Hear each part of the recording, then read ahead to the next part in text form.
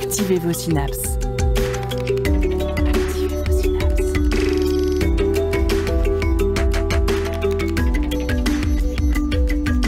Poussez la porte du labo des savoirs et entrez dans un monde de science et d'expérience.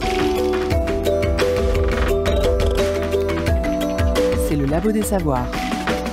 Il y a environ 3,8 milliards d'années apparaissait la vie sur Terre sous la forme d'une cellule. Une cellule sont devenues des cellules. Elles se sont multipliées puis organisées en organismes multicellulaires pour aujourd'hui donner une biodiversité de plus de 2 millions d'espèces vivantes connues. Bien que toutes ces espèces, dont nous faisons partie, partagent des fonctions primaires, se nourrir, se reproduire, interagir, survivre, certaines ont développé et conservé des caractéristiques physiques et des comportements pour le moins surprenants.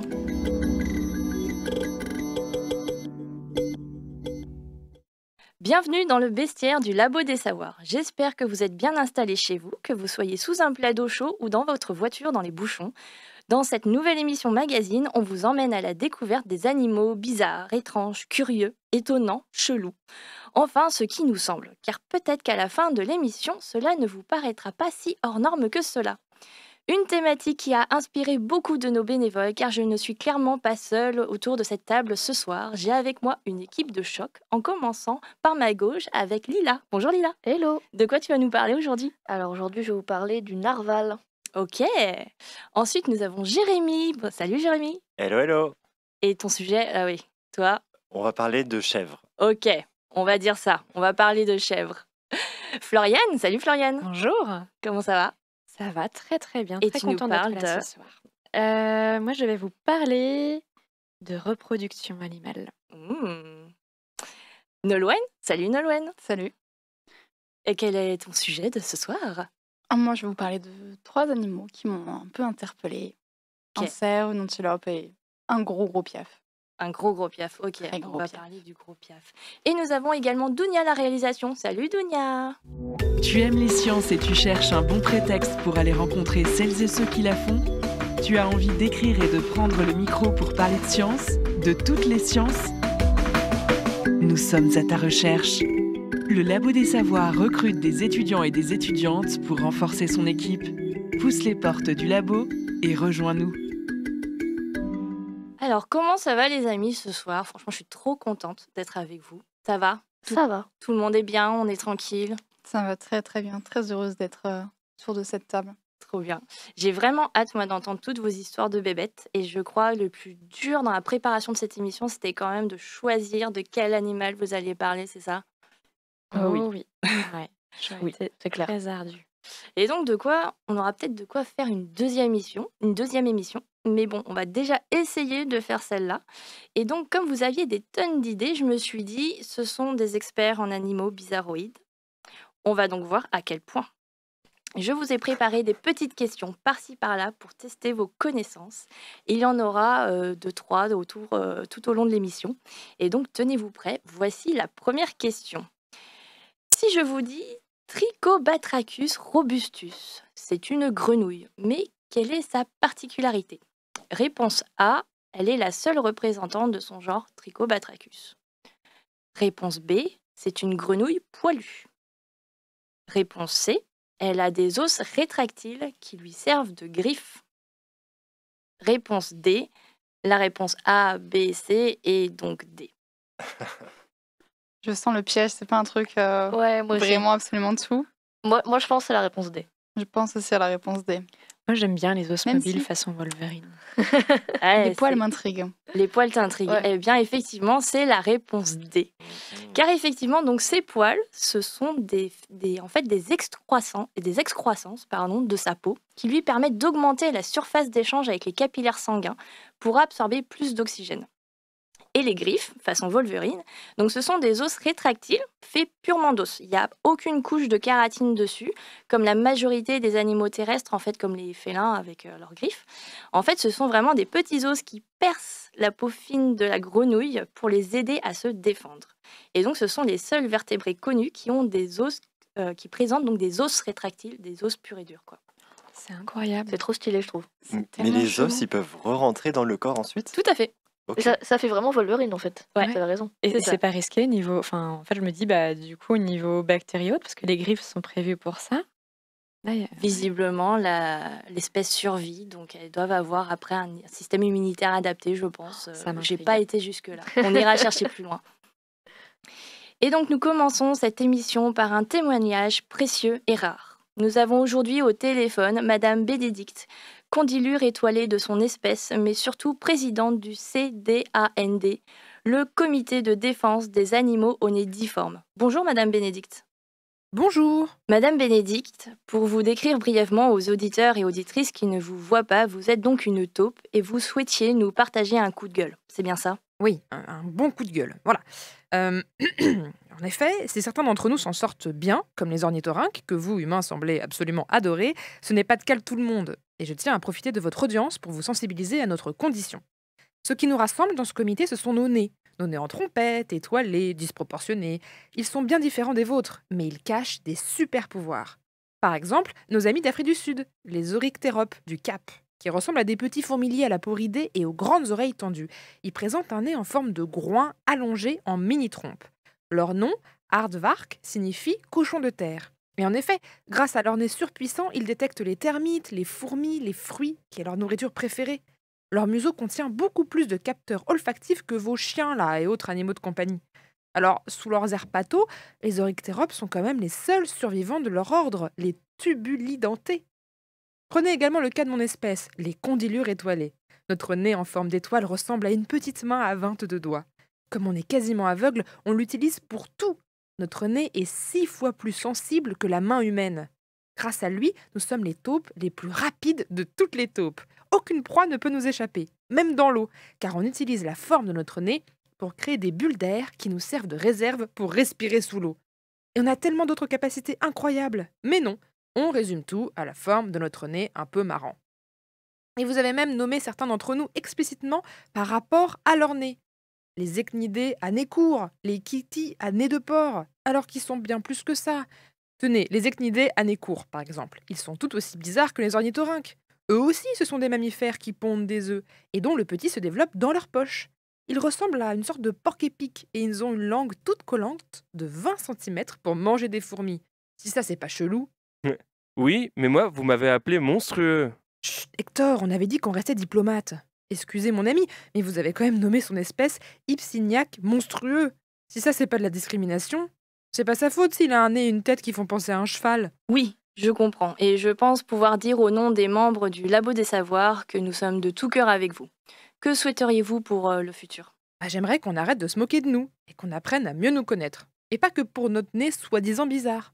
En tout cas, je vous remercie de votre soutien et de nous avoir laissé la parole. Mais c'est tout naturel. Merci à vous, Madame Bénédicte Lataupe, pour cette prise de conscience et nous ne manquerons pas de soutenir dans le futur le CDAND, le Comité de défense des animaux au nez difforme. C'était bien sûr notre Sophie nationale qui interprétait Bénédicte. Et le prochain animal dont on va vous parler ne fait pas partie de ce comité car il n'a tout simplement pas de nez. Yeltas, tu nous emmènes dans les fonds marins? Et oui, Mélissa, j'ai parfois cette impression que les humains trouvent fantastique tout ce qu'ils voient dans les océans. C'est peut-être parce qu'ils n'y habitent pas et qu'ils y vont peu, ce qui rend cet environnement plus mystérieux. C'est peut-être aussi parce que les organismes qui vivent dans les océans sont adaptés à d'autres paramètres physico-chimiques. Dans les fonds marins, la pression ou l'exposition à la lumière du soleil sont très différentes de nos conditions de vie à nous, ce qui module les corps vivants différemment en termes de forme et de couleur. En tout cas, les limaces de mer que je vais vous présenter ici ne dérogent pas à cette impression, car dans l'eau, les limaces de mer sont tout ce que vous voulez qu'elles soient. Bleues, roses, jaunes, tachetées, transparentes, avec des cornes, des antennes, des ailes. Mais c'est quoi en vrai une limace de mer?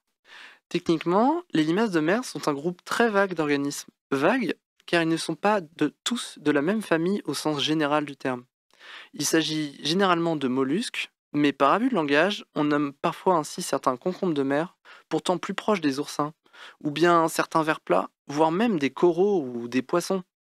Dans le cas des mollusques, on parle de nudibranches, des organismes que je vais vous présenter. Alors, ils vivent dans l'eau et ils possèdent un corps visqueux, un peu plus long que large, plutôt aplati ventralement, et qui leur sert à la fois à arpenter le fond des océans et à se déplacer dans la colonne d'eau, c'est-à-dire librement dans l'eau, horizontalement ou verticalement. Ce corps visqueux, que l'on nomme masse viscérale chez les mollusques, comporte une tête à l'une des deux extrémités, mais pas de carapace. Ainsi, leurs branchies ne sont pas protégées. Elles sont nues, d'où leur nom finalement de nudibranches. Et donc, qu'est-ce qui rend les limaces de mer si magiques? Eh bien, de par ce manque de carapace que j'ai évoqué et de par leur taille, les limaces de mer sont très vulnérables aux prédateurs. Alors pour compenser, elles montrent des stratégies de défense très diversifiées. Pour commencer, ce n'est pas pour rien qu'elles arborent de nombreuses couleurs vives. Ces couleurs sont dites aposématiques. Elles sont un avertissement pour les prédateurs car elles sont généralement signes de toxicité.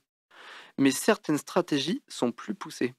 Par exemple, l'Hervia pèlerine, Hervia Hervia, est une limace de mer blanche présentant de nombreux gros filaments sur tout le corps, lui faisant un peu ressembler à un petit hérisson des mers. Ces filaments, d'une couleur dégradant entre le bleu, le violet et le rouge, se nomment des cérates, et ils sont le cœur de la stratégie défensive de l'Hervia. En effet, l'Hervia se nourrit principalement d'hydraires, des animaux fixés au sol marin et urticants, mais contre lesquels elle est immunisée. Ainsi, elle stocke les cellules urticantes au bout de ses cérates et les projette ensuite sur ses prédateurs dès qu'elle se sent menacée. Ainsi, elle pique des moyens de défense de ses proies? Sacrée voleuse, celle-là. Tu ne crois pas si bien dire, car cela ne s'arrête pas là. Cette Hervia fait également de la kleptoprédation, c'est-à-dire elle leur vole aussi leur repas. En fait, l'hydraire n'a pas de valeur nutritive pour l'Hervia. Celle-ci a plutôt besoin de se nourrir de plancton, des organismes généralement très petits, si bien qu'ils sont obligés de se laisser porter par les courants marins. Seulement, les hydraires qui partagent le même repas sont bien meilleurs que l'Hervia pour capturer le plancton. Alors notre limace de mer parvient à se débrouiller pour attaquer des hydraires qui viennent juste de manger, pour pouvoir récupérer le plancton tout juste avalé. Finalement, elle leur prend tout, la vie, leurs moyens de défense et leur nourriture. Et de taille kleptomane, on en trouve d'autres chez les nudibranches? On en trouve d'autres, et en plus, elles ne volent pas toutes la même chose. Ainsi, dans un autre style, on peut parler de l'Élysie émeraude, Élysie E-L-Y-S-I-E. C'est une limace de mer qui se nourrit d'algues. Durant sa digestion, elle conserve et stocke les chloroplastes, des composants des cellules indispensables à la photosynthèse et qui n'existent que chez les plantes. Elle peut ensuite les réutiliser et par photosynthèse vivre jusqu'à 10 mois sans se nourrir, seulement grâce à la lumière du jour. Mais le plus génial concernant cette limace de mer, c'est que sa morphologie paraît s'être adaptée en conséquence. Elle ressemble à s'y méprendre à une feuille d'arbre, avec son corps vert, tout plat, sans cérates, et ses vaisseaux saillants. La palme de la mignonnerie revient tout de même à la limace de mer Costasiella kuroshimae. Cette espèce est capable de la même prouesse que l'Élysie. Elle vole les chloroplastes de ses proies pour faire de la photosynthèse. Par contre, elle ne ressemble pas du tout à la même chose. Elle possède de nombreux cérates allongés et colorés, verts, violacés, dans lesquels elle stocke les chloroplastes. Cette touffe de cérates, très caractéristique, lui a valu un petit nom bien choisi, le mouton des mers. Finalement, le seul regret de ces limaces kleptomanes, c'est de se faire voler leur gloire par des animaux marins plus grands qu'elles. Merci beaucoup Yeltaz. On va s'éloigner des jolis petits moutons des mers de Yeltaz pour se réconcilier avec Nell et des petites bestioles bien moins habillées qu'on trouve dans les tréfonds de la terre. Si vous êtes friand d'animaux bizarres, pas besoin d'aller très loin pour en observer. Il existe tout autour de nous des petites bêtes filiformes, marrons, visqueuses, sans queue ni tête. Je parle bien sûr des vers de terre. Ces animaux longs de quelques centimètres font partie de l'embranchement des annélides oligoquettes. Des années quoi? Des annélides oligoquettes. Alors, annélides, déjà, cela signifie qu'ils ont un corps en plusieurs segments, d'où tous les petits anneaux que l'on voit le long de leur corps. Et oligoquette veut dire qu'ils possèdent quelques filaments pour se déplacer. Oli, qui veut dire peu abondant, et quête pour les filaments de soie qu'ils produisent. Mais les vers de terre sont aussi plus communément appelés lombriciens. Alors, après cette petite introduction morphologique et étymologique, passons aux rôles qui ne sont pas des moindres de ces bébêtes pour la planète. Pour quelques minutes, devenons les meilleurs géodrillologues de l'année. Voilà déjà un nouveau mot pour se la péter, la géodrillologie et l'étude des vers de terre. Les vers de terre sont le groupe animal dont la biomasse est la plus importante dans un sol, environ 70%. Dans un sol fertile, ils ont une densité pouvant aller jusqu'à 500 individus par mètre carré, et leur nombre est si important qu'il y a environ 3 tonnes de vers de terre par hectare de sol. À l'échelle de la Terre, ces petits animaux très souvent invisibles dans les sols pèsent 20 fois plus que les humains. Mais donc, que font nos amis lombriciens de si utile? Eh bien, ce sont tout d'abord des ingénieurs en génie civil. Ils sont essentiels à la structuration des sols et à la vie des organismes qui s'y trouvent, comme de vrais constructeurs. Parce qu'en se déplaçant dans les sols, les vers de terre y creusent plein de galeries. Le sol est donc beaucoup plus aéré, et les galeries peuvent alors absorber jusqu'à 100 fois plus d'eau qu'un sol sans ces animaux. De quoi limiter les inondations et hydrater nos fidèles amis les plantes qui peuvent aussi développer leur système racinaire. Car, en plus de les hydrater, les vers de terre présents dans le sol alimentent les plantes. Ils sont donc également des restaurateurs du sol.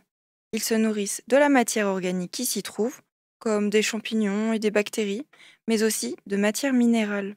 Et comme ce sont des animaux, tout ce qu'ils mangent va ressortir. Donc en déféquant, ils dispersent partout dans le sol de la matière organique. C'est la bioturbation.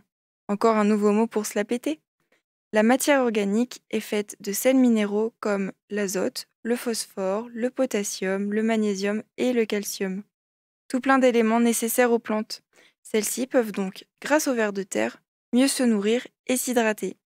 Enfin, en étant d'assez petites bêtes, les vers de terre servent de nourriture à d'autres animaux, comme les oiseaux et les sangliers. Ils sont donc essentiels au maintien de la biodiversité animale, puisque sans eux, les oiseaux et les mammifères qui s'en nourrissent mourraient, les impactant eux et nous, par la même occasion, si l'on est consommateur de viande ou de volaille. Leur présence est donc vitale pour que les écosystèmes puissent fonctionner. Et voilà, notre aventure de géodrillologue se termine. J'espère que cette présentation des vers de terre vous aura réconcilié avec eux et aura apaisé votre enthelmophobie. Car franchement, vu ce qu'on vient d'apprendre ensemble sur leurs bienfaits, ils sont pas géniaux ces vers de terre? Mais carrément, on dirait pas comme ça, on sait pas où est la tétette, où est le cucu, mais ils sont la base de tout un écosystème dont on fait partie. Impressionnant. Merci beaucoup Nel, et c'était sa première chronique. On revient après cette première pause musicale pour continuer nos rencontres du troisième type.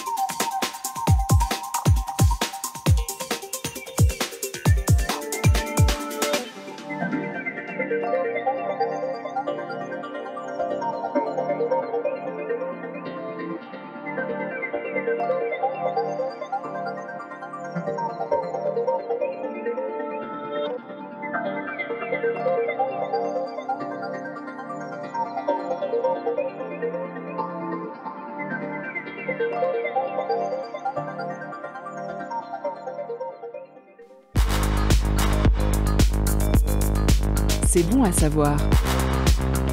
C'est bon de savoir. C'est le Labo des Savoirs. C'était Cascade de Adam Pitts. Vous écoutez bien le Labo des Savoirs, nous sommes en plein milieu de notre bestiaire de curiosité.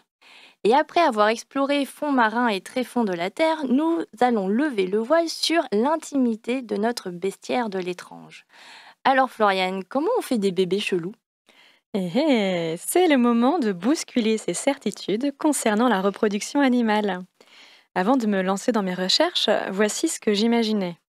Il était une fois un mâle et une femelle adulte. Ils s'accouplent et quelque temps plus tard, la femelle pond ou met bas. Des petits naissent, grandissent et parfois passent par quelques transformations. Enfin, ils deviennent adultes et rebelottent. Ce sera à leur tour de se reproduire. Mais que nenni! En quelques clics, c'est tout un pan de ma vision du monde qui s'est effondré. Alors oui, j'aurais pu vous parler de reproduction animale chelou, dégueu, rigolote, inattendue, voire carrément flippante. J'en ai trouvé des tonnes. La punaise mâle qui perfore littéralement la punaise femelle de partout pour la féconder. Mais aussi, Des cas de cannibalisme post-coïto ou postpartum. ou encore des modes de naissance effrayantes. Comme les petits crapauds, pipa qui naissent en se frayant un chemin à travers la peau du dos de leur mère. Vous l'aurez compris, ce n'est pas les anecdotes qui manquent dans le domaine de la reproduction bizarre.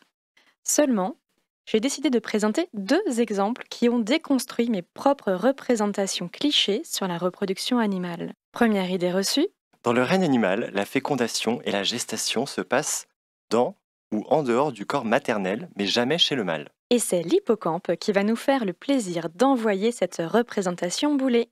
Pour le cheval de mer, c'est chez le mâle que se passe la fécondation et la gestation des œufs. C'est bien la femelle qui développe les œufs ou ovocytes dans son propre corps. Mais au moment de l'accouplement, elle les dépose grâce à un appendice appelé ovipositeur dans une poche incubatrice située à l'avant du ventre du mâle. Les ovocytes sont fécondés à l'intérieur de cette poche paternelle. Ils vont ensuite y poursuivre leur développement pendant quelques semaines jusqu'à ce que les petits éclosent. Les petits restent encore quelques jours dans la poche incubatrice, finissant de s'y développer. Puis, le père éjecte les minuscules hippocampes à force de multiples contractions. À ce stade d'information, vous vous demandez sûrement, Pourquoi les hippocampes procèdent ainsi? eh bien, dans le cas des hippocampes, l'hypothèse la plus probable retenue à ce jour est que cette passation des œufs leur permettrait de répartir la fatigue et le risque lié à la reproduction. Cela demande déjà beaucoup d'énergie à la femelle de développer ses œufs.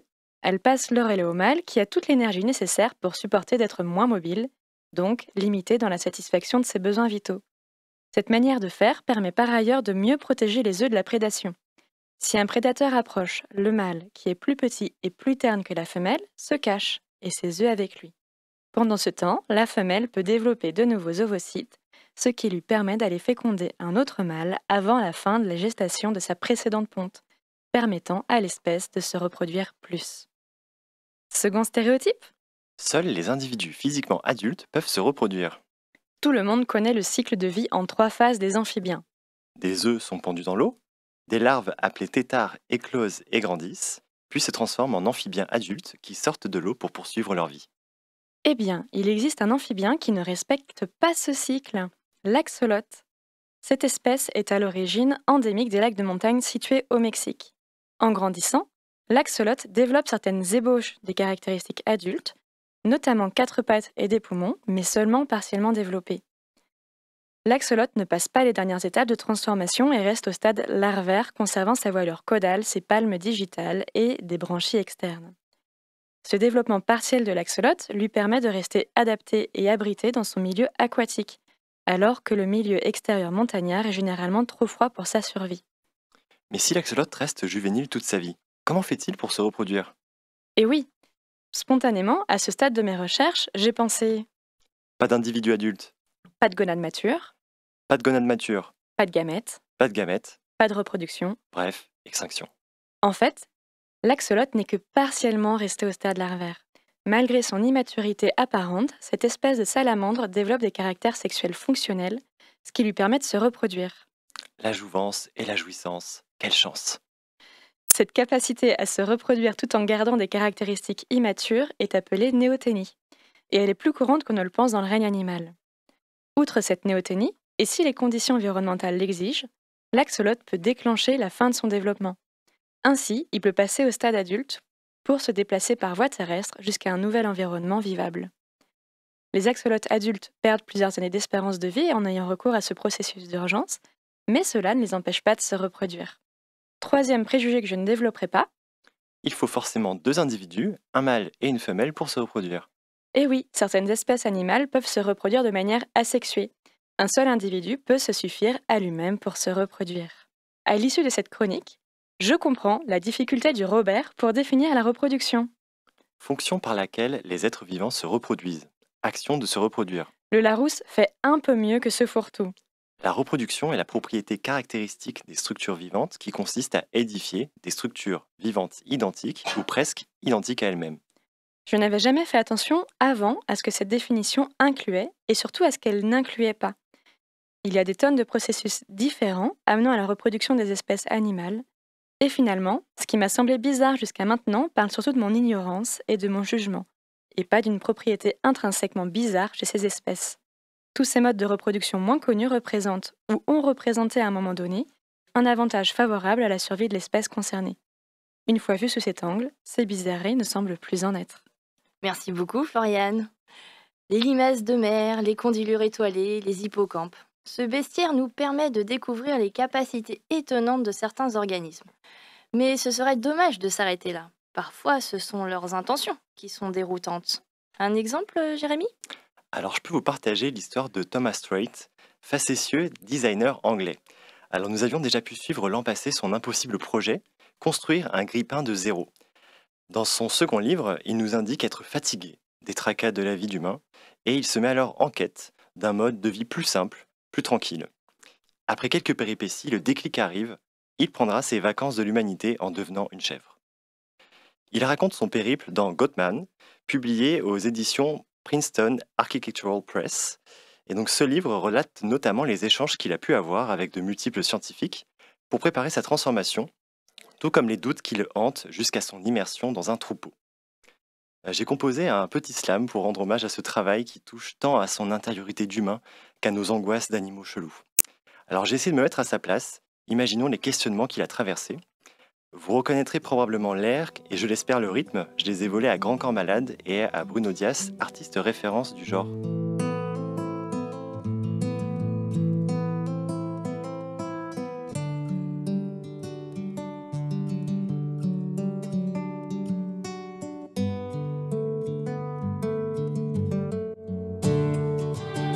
Parce que je voulais fuir les tumultes de la vie d'humain, que je savais bien qu'un simple break ne suffirait pas, que j'ai envie d'aller au bout quand une question me hante, parce que j'ai un grain, devinez quoi ?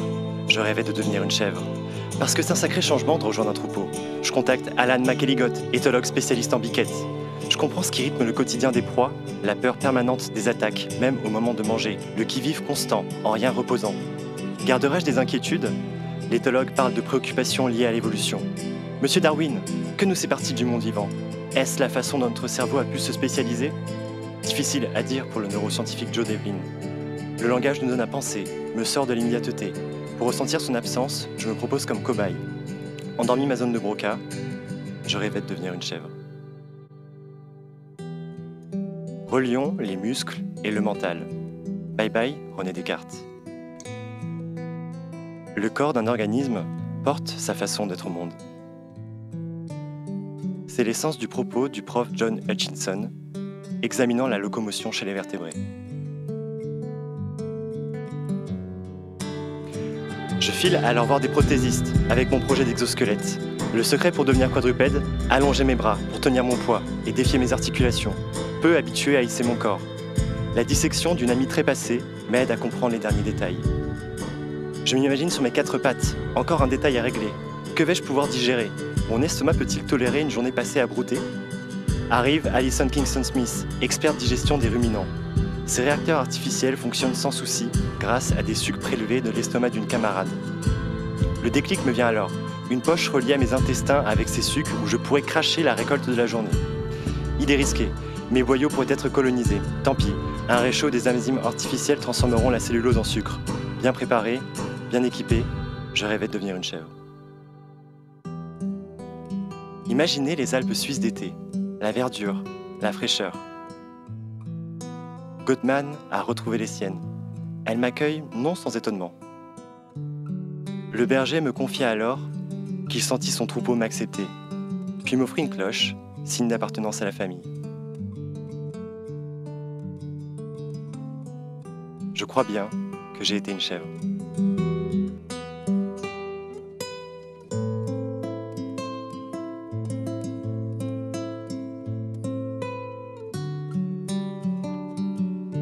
Mais je ne te connaissais pas ce talent, Jérémy. Je l'ai travaillé juste pour toi, Mélissa, et ton sujet est fabuleux. Waouh, je suis flattée. Par contre, je me suis posé une question pendant ton slam. À un moment, tu parles d'endormir son aire de Broca. Qu'est-ce que ça fait exactement?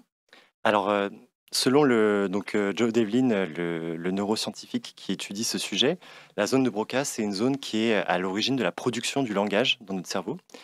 Et donc, une des hypothèses qui a émergé dans l'esprit de Thomas Strait, c'est que si jamais il endormait cette zone, il perdrait l'usage du langage et donc il essaierait de se rapprocher de l'état de chèvre, à savoir un organisme qui a quand même une capacité d'apprentissage, mais qui a du mal à distinguer le passé, le présent et le futur. Et donc il a subi une expérience où, en gros, on lui a mis des électrodes pour essayer d'endormir la zone. Et bon, j'ai pas l'impression que c'était très concluant, mais il a quand même essayé de tester le truc, quoi. Super. En tout cas, merci beaucoup, Jérémy, pour ce magnifique hommage à l'homme chèvre, le GOAT des GOATs. Est-ce que vous seriez prêts pour une deuxième question? Attention, sortez les buzzers. Oui, oui, oui. On est prêts. Question numéro 2. Quel est le point commun entre l'Ifrita de Kowalt, qui est une sorte de petit passereau, les grenouilles du genre Philobate et le corésine, une sorte de scarabée? Question ouverte, allez-y. Ils ont tous des noms imprononçables. Autre que ça. Il doit y avoir une relation de commensalisme ou de symbiose un peu tordue, je pense. Intéressant, ok. Donc on a ici l'hypothèse de symbiose, c'est ça? Donc ils arriveraient à vivre ensemble. À un moment de leur cycle, ils ont tous besoin l'un des autres. Ok, donc un passereau, des grenouilles, un scarabée. Lila? Alors là, je ne sais pas du tout. C'est vraiment, je suis la non-scientifique de cette équipe. Alors, ceci n'a rien à voir avec être c'est scientifique ou pas, c'est juste être curieux. Ils sont tous cousins. C'est ça la réponse que je vais... c'est ça la réponse que je vais donner. On est tous cousins quelque part, hein, n'est-ce pas? Et donc, en fait, non. Ils produisent tous les trois une toxine, la batrachotoxine, qui les rend très vénéneux. Donc, on évite clairement de les toucher, car cette toxine attaque le cœur et le système nerveux central. Aïe. Ah ouais. Certaines populations d'Amérique du Sud, ouais, comme tu dis, très joyeux. Donc, certaines populations d'Amérique du Sud l'utilisent sur la pointe de leur flèche pour chasser. Et ce qui fait de l'Ifrita de Kowalt, donc l'un des seuls oiseaux connus pour être vénéneux à son contact. Nolwenn, t'as envie C'est pas la grenouille dans Rio 2? La grenouille rose et noire? Ouais, je vois de quelle grenouille tu parles. Ouais. Je crois que c'est la même. Ben, nous irons pour ceux tous qui ont voir vu Rio 2. Rio 2, voilà. Je crois que c'est la même grenouille. Ok, j'irai voir tout de suite après l'émission parce que tu m'intrigues. Et du coup, donc l'Ifrita de Kowalt est l'un des seuls oiseaux connus pour être vénéneux à son contact et les 4 autres oiseaux connus pour être vénéneux sont du genre Pitohui. Et donc on continue l'exploration après avoir parcouru Forest Zone de Memota.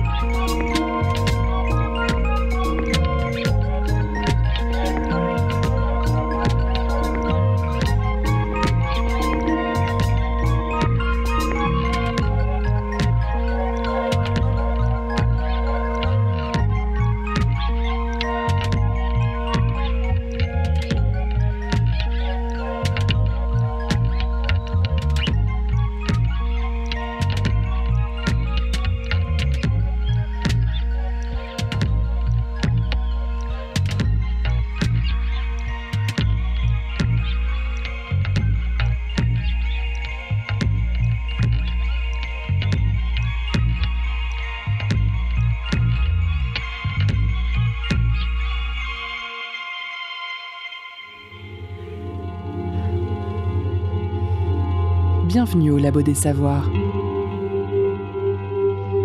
Attention, recherche en cours. C'était Forest Zone de Mémotone. Vous êtes toujours sur le Labo des Savoirs et ce soir, c'est bestial. Il y a des animaux chelous qu'on trouve mignons ou qu'on trouve moches. Mais toi, Lila, tu vas nous parler d'un animal chelou qui te fait peur? Et oui, alors quand on parle d'animaux chelous, il y a tout un tas de choses que tu peux t'imaginer. Même pour une non-scientifique comme moi, j'aurais pu parler d'un animal mignon comme la fourmi panda ou le papillon caniche du Venezuela. J'aurais aussi pu parler d'un animal drôle comme le serpent pénis ou le poisson chauve-souris. À la place, j'ai choisi de parler d'un de mes traumatismes d'enfance, un animal qui, comme beaucoup d'animaux marins, semble avoir été désigné par Satan en personne, le narval. Alors le narval, ou de son petit nom la licorne des mers, est une espèce de cétacé de la famille des Monodontidae, vivant dans l'océan Arctique. Pas de chance de tomber dessus pendant une baignade à Pornic donc. Il appartient au sous-ordre des cétacés odontocètes, donc qui veut dire baleine à dents, comme les cachalots et les dauphins. Le narval a des caractéristiques physiques très reconnaissables. Il dispose d'une petite tête arrondie dotée d'une bouche ronde. Il a des nageoires retroussées vers le haut et un corps trapu. 1600 kg en moyenne pour une taille de presque 7 mètres de longueur pour les mâles, tandis que les femelles plus petites font en moyenne 1000 kg pour 4 mètres de longueur. Petit mais extrêmement costaud, comme Astérix, son corps est également recouvert d'une couche de graisse de 10 cm, lui permettant de résister aux très basses températures de l'océan Arctique. Tout comme les autres membres de la famille des Monodontidae, décidément c'est compliqué à dire, il ne dispose pas de nageoire dorsale. Cette absence de nageoire lui permet de se déplacer sous la glace extrêmement facilement. Alors jusqu'ici, ça m'a l'air d'être un cétacé assez commun. Qu'est-ce qu'il aurait de si bizarre? Eh bien, la particularité la plus frappante du narval, celle qu'on ne peut pas louper, que vous connaissez sûrement, mais moi c'est celle qui me donne des cauchemars, c'est sa défense. Une défense qui lui a causé bien des problèmes au cours de son histoire, les cornes de narval étant physiquement identiques aux légendaires cornes de licorne avec leur forme pointue et torsadée. Ces dernières ont été pas mal convoitées par les arnaqueurs au cours de l'histoire. En effet, les narvals ont été chassés pendant le Moyen-Âge pour leurs cornes que l'on vendait sur des marchés en tant que cornes de licorne censées posséder des pouvoirs magiques pouvant guérir les maladies. Mais Lila, il a l'air quand même trop mignon ton narval. Qu'est-ce qui t'effraie tant chez ce noble animal? Eh ben, je vais vous le dire. Déjà, première chose, le narval vient du vieux norrois nar, qui veut dire cadavre, et rval, qui veut dire baleine, donc littéralement cadavre de baleine, car les narvals adorent faire le mort en flottant à la surface de l'eau pour zéro raison. Deuxième chose, vous voyez sa défense, sa magnifique et noble défense qui lui a valu le surnom de licorne des mers. Vous savez ce que c'est? Eh bien, c'est une dent. Une dent? Sérieusement? Oui, l'incisive supérieure gauche pour être exact. Alors cette information, en plus de m'horrifier, a complètement changé ma perception du narval, mais apprendre à quoi sert cette dent, c'est encore plus bizarre. Déjà, seuls les mâles et 15% des femelles ont une corne. Tout d'abord, on sait que les dents de narval peuvent mesurer jusqu'à 3 mètres de long. Elles peuvent se courber sans se briser, car oui, cette dent en apparence solide est en fait flexible et assez fragile. Il faut dire que contrairement à nous, l'émail se trouve à l'intérieur de leurs dents et la pulpe à l'extérieur. Les narvals mâles sont même capables de réaliser des plombages, soit avec du gravier, soit en provoquant un autre mâle en duel pour que ce dernier mette l'extrémité de sa corne dans le trou de sa dent, puis la briser, formant ainsi un bouchon. Une technique que je conseille à tous nos auditeurs et auditrices de retenir. Liez l'utile à l'agréable en pétant la mâchoire de votre voisin qui vous réveille tous les dimanches matins avec son aspirateur de merde, tout en économisant un rendez-vous chez le dentiste. Ah ouais, faut bien viser quand même. Mais sinon, elle doit bien leur servir à quelque chose, cette immense dent. Alors la fonction de la dent du narval, elle est discutée depuis 500 ans, mais aucun expert n'est sûr de son utilité. Plusieurs hypothèses ont été soulevées à ce jour, comme quoi il s'agirait d'une sonde acoustique, d'un régulateur thermique, d'un harpon pour attraper les proies, d'une arme contre les mâles un peu trop chafouins ou les prédateurs, ou encore un outil pour briser la glace. Chacun y va de sa petite théorie. Personnellement, mon hypothèse préférée, c'est celle où l'on pense que la dent du narval servirait à signaler la taille des testicules aux femelles. Imaginez ces animaux jouer à qui a la plus grosse, c'est extrêmement drôle et me permet d'oublier à quel point ils me font peur. Finalement, il semblerait que l'hypothèse qui soit la plus probable, c'est que cette dent soit en réalité un organe sensoriel, utilisé pour 1. Détecter les petits animaux, donc ce carnivore se nourrit, 2. Repérer les femelles grâce aux hormones qu'elles laissent dans l'eau, et 3. Se repérer lors de sa migration. Au fond, j'ai appris beaucoup de choses sur cet animal. Pendant longtemps, le narval n'était qu'une horrible créature mangeuse de pingouins que j'ai vue dans un dessin animé obscur quand j'étais petite. Maintenant, je sais qu'il est bien plus que ça. Et j'ai toujours aussi peur, et je vais toujours éviter cet animal comme la peste, mais au moins je dormirai moins bête, et puis ça fait une chronique sympa.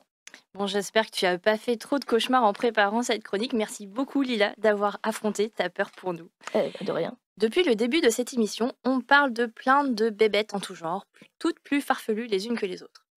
Tellement farfelues que pour certaines, on pourrait croire qu'elles sortent tout droit d'univers imaginaires. N'est-ce pas, Nolwenn? C'est vrai, des animaux bizarres, les folklores autour du monde en regorgent. Les auteurs, autrices et illustrateurs, illustratrices en conçoivent en continu pour alimenter leur paracosmos, leur univers. Et il y a quelque chose d'agréable à faire réfléchir notre cerveau sur la possibilité de telle ou telle bestiole. Dragons, ghouls, vampires, monstres marins, narvals, ça nous permet de rêver, de sortir de notre réalité à laquelle on est bien habitué. Ah oui, tant que ça? Et oui, et pour un moment, fermons nos livres, lâchons nos films et restons ici sur notre planète Terre, car elle aussi a son lot d'animaux étranges à nous retourner le cerveau. Parmi les nombreuses espèces farfelues qui peuplent notre planète, il y en a qui semblent sortir tout droit de l'univers Ghibli. Je pense notamment au cerf huppé, un petit cervidé originaire de Chine. Il appartient au genre Elaphodus, un genre bien à part des autres espèces, chez qui les mâles portent des bois tout petits et cachés sous leurs poils, cachés sous leur huppe. Peu habituels, certes, mais leur spécificité vient de leurs canines proéminentes d'environ 8 à 10 cm de longueur qui dépassent de leur babine. Mais à quoi peuvent-elles servir ces canines chez un cerf? Bonne question. C'est un animal herbivore, occasionnellement omnivore lorsqu'il trouve des larves ou des œufs, ce qui est assez rare chez les cervidés au passage. Considérant son alimentation, avoir des canines aussi longues ne revêt donc d'aucune utilité. Alors, si ce n'est pas pour l'alimentation, il reste une grande fonction pour laquelle ces crocs apparents peuvent servir. La reproduction. Il s'avère que les canines de l'élaphote de Chine font office de défense lors des affrontements entre mâles et elles peuvent tomber pendant les combats. Les mâles s'en servent aussi pour intimider un adversaire en retroussant les babines. Oui, comme un chien. Et tu as d'autres animaux étranges à nous décrire? J'ai un autre mammifère dont je peux vous parler qui a une étrangeté qui m'a interpellée. Il s'agit de l'antilope saiga, une antilope eurasiatique qui vit dans les grandes steppes sèches et déserts semi-arides. Sa singularité à elle, c'est d'avoir une trompe, et là il n'y a pas de lien avec la reproduction puisqu'il s'agirait d'une adaptation à son environnement, et plus précisément au climat des steppes dans lesquelles l'antilope vit. Ce museau est effectivement adapté au climat sec, avec des étés très chauds et des hivers très froids. Lors de fortes températures, la circulation du sang dans cette trompe va le refroidir et éviter que sa température trop élevée ne vienne altérer les tissus cérébraux. Quittons désormais les steppes eurasiatiques pour voyager jusqu'en Afrique pour parler d'un petit monstre, enfin d'un oiseau, que j'aime vraiment beaucoup. Je vais vous le décrire et peut-être certaines et certains verront duquel je parle. Il s'agit d'une très grande espèce qui fait partie du groupe des hérons, aigrettes, cigognes et pélicans. Femelles comme mâles ont un plumage gris assez simple. Les individus atteignent les 1,20 m de hauteur, parfois 1,40 m, et ont une envergure de 2,30 m. Cet oiseau est le Balaeniceps rex, plus connu sous le nom de bec en sabot du Nil. Mais qu'est-ce qu'il a comme particularité ce piaf à part sa taille extravagante? J'y viens. En fait, il faut vous visualiser un héron géant avec un bec de la taille d'une chaussure pointure 63. Plus sérieusement, le bec en sabot du Nil porte un nom assez explicite puisqu'il a un bec très massif d'environ 25 cm de long, de la taille d'un gros sabot de bois. Avec un bec pareil, cet oiseau a une apparence presque préhistorique. Il peut le faire claquer et ainsi communiquer avec ses congénères en émettant un bruit semblable à une mitrailleuse. C'est assez impressionnant à entendre. Mais surtout, cet échassier est piscivore et la taille de son bec lui permet de pêcher des poissons de grande taille, parfois aussi des serpents. Toutefois, je vous mets en garde. Bien que cet oiseau soit de nature placide envers l'humain, je vous déconseille de venir l'embêter, puisque son bec est tellement aiguisé qu'il peut décapiter ses proies d'un seul claquement. Gare à vos mains donc. Promis, on fera attention à nos mains, à défaut de faire attention à ces espèces, j'imagine. En effet, pour finir cette chronique, je souhaitais aborder le statut de conservation de ces 3 espèces un peu extravagantes, Car aussi surprenantes soient-elles, leurs populations sont très fragiles et doivent faire face à de nombreuses menaces. À cause du changement climatique, l'antilope saiga voit son habitat naturel altéré, voire détruit, la plaçant ainsi en danger critique d'extinction. Pour des raisons similaires, le bec en sabot du Nil est quant à lui classé vulnérable par l'Union internationale pour la conservation de la nature. Et au final, c'est le CREP qui s'en sort le mieux, car il n'est que quasi menacé. Je vous laisse donc reprendre vos livres, vous remettre devant vos films et séries, et pourquoi pas de temps en temps regarder un documentaire animalier pour en apprendre plus sur les créatures surprenantes et étranges qui peuplent notre Terre.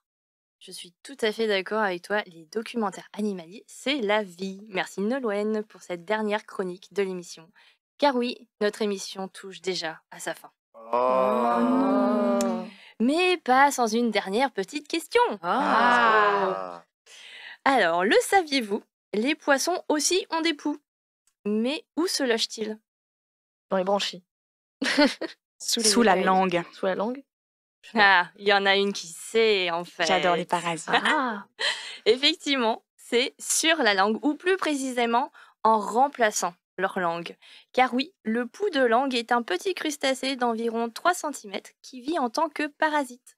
Au stade larvaire, il passe par les branchies, t'étais pas loin Lila, donc il passe par les branchies des poissons et il s'accroche fermement à la base de la langue du poisson hôte. Il va alors pomper le sang de la langue à l'aide de ses petites griffes jusqu'à ce que la langue soit complètement atrophiée. Pendant ce temps, le pou se développe et prend la place tranquillement de la langue. Et les deux, le pou et le poisson, vont vivre en totale symbiose car le poisson vit normalement en utilisant le pou comme si c'était sa propre langue. C'est immonde. Miam. Et donc, j'ai appris énormément et découvert énormément de choses grâce à vous ce soir et ça me donne envie d'en savoir plus sur vraiment tous ces animaux. Petit tour de table, si vous deviez en retenir un de tous ceux qu'on a évoqués ce soir, lequel vous choisisseriez? Moi, j'ai beaucoup aimé la taupe qui sait aller dans l'eau pour chasser. Je n'aurais jamais imaginé une taupe capable de nager. Ouais, la petite candidure étoilée. Moi aussi, j'aime bien la taupe. Ouais, la petite taupe. J'ai vu des photos de cette taupe et je la trouve très mignonne. Ouais, la petite taupe. Vous voyez, les nez bizarres au final.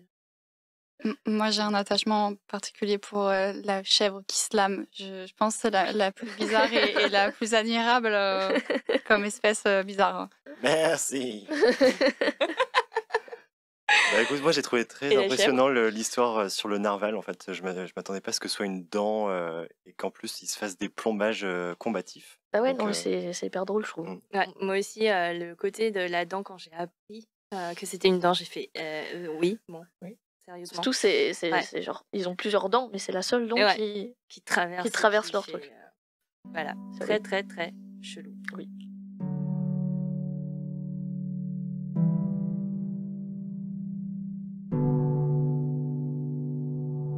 Et c'est la fin de notre bestiaire. Merci à tous nos chroniqueurs et chroniqueuses. Merci à Sophie, Yeltaz, Nel, Floriane, Lila, Jérémy et Nolwenn. C'était une émission préparée par Mélissa Touvron et réalisée par Dounia Saez. Vous pouvez la retrouver dès demain sur vos applications de podcast. Et si vous avez kiffé cette émission et que vous voulez vous aussi faire partie de cette joyeuse bande, n'hésitez pas à nous retrouver sur notre site labodessavoirs.fr ou nos réseaux sociaux. En attendant, on vous dit à la semaine prochaine pour une nouvelle émission.